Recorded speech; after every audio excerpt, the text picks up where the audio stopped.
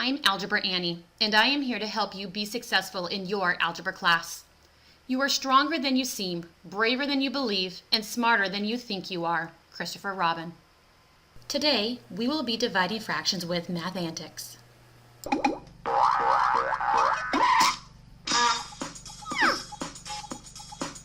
Hi, and welcome to Math Antics. This video is all about dividing fractions. But in order to understand how dividing fractions works, we first need to learn about something called reciprocals.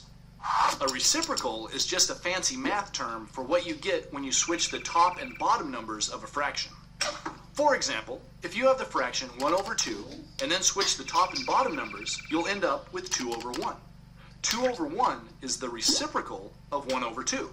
And 1 over 2 is the reciprocal of 2 over 1.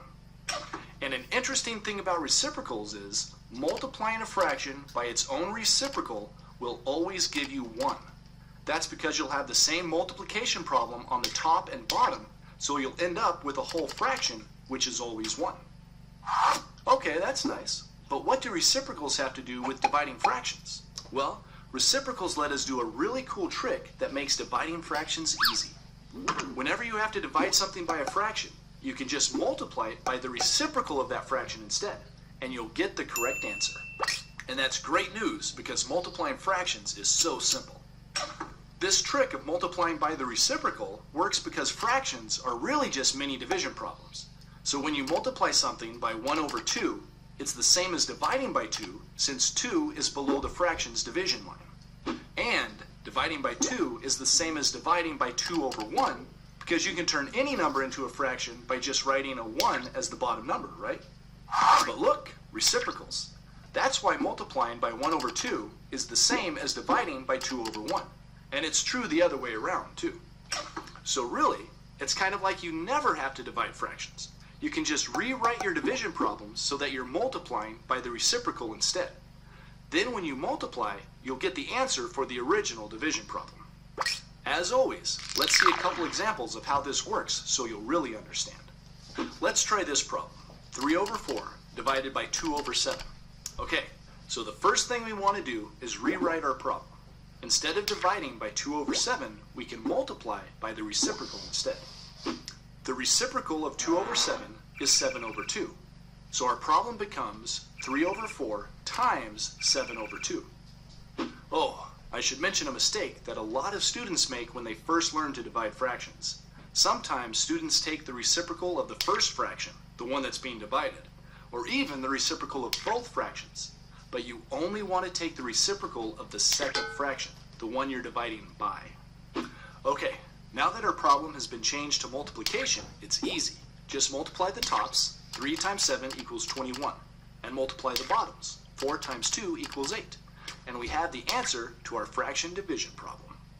So 3 over 4 divided by 2 over 7 is 21 over 8.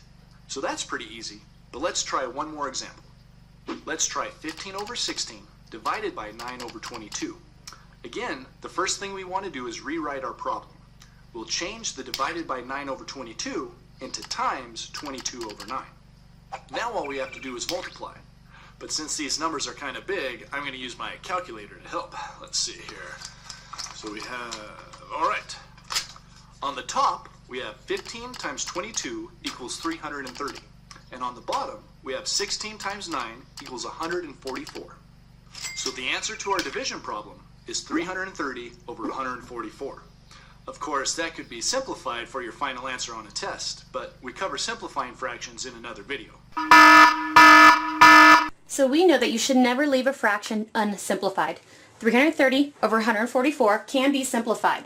Since they're large numbers, I'm going to use this side over here as scratch paper, and I'm going to try and do prime factor trees. So 330 broken up into a factor tree. Since it ends in a 0, I want to use 10. 10 times 33 is a factor pair of 330. 10 is not prime, so 10 can be broken up into 2 and 5. I know that 2 is prime and 5 are prime, so that branch ends. 33 is not prime, so 33 can be broken up into 3 and 11. I know that 3 is prime, and so is 11. So 330 has been broken up into 2 times 3 times 5 times 11. So 2 times 3 times 5 times 11. So we have another number. Our denominator is 144. So 144 needs to also be broken up. 144, I know that 12 times 12, they're not prime, which they can also be broken up into 2 and 6. 2 is prime, but 6 is not. 6 can be broken up into 2 and 3. 2 is prime, and so is 3. That branch ends. Now we need to go to the other side. 12 can be broken up into 2 and 6. I know that 2 is prime.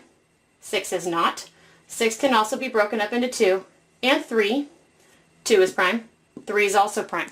So the prime factorization of 144, I see 1, 2, 3, 4 2's. So 1, 2, 3, 4 2's. And I see 1, 2, 3's. 1, 2, 3's. We need to pair up our prime factors. So I see a pair of 2's and I see a pair of 3's. Left in the numerator is 5 times 11.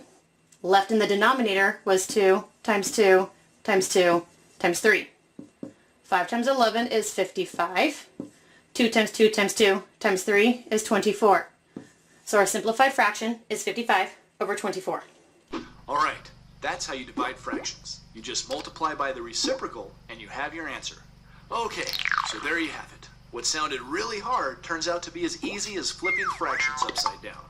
If you can multiply fractions, then you can divide fractions too. Thanks for watching, and I'll see you next time. Always make sure your answer is in simplest form. And coming up next, adding and subtracting fractions.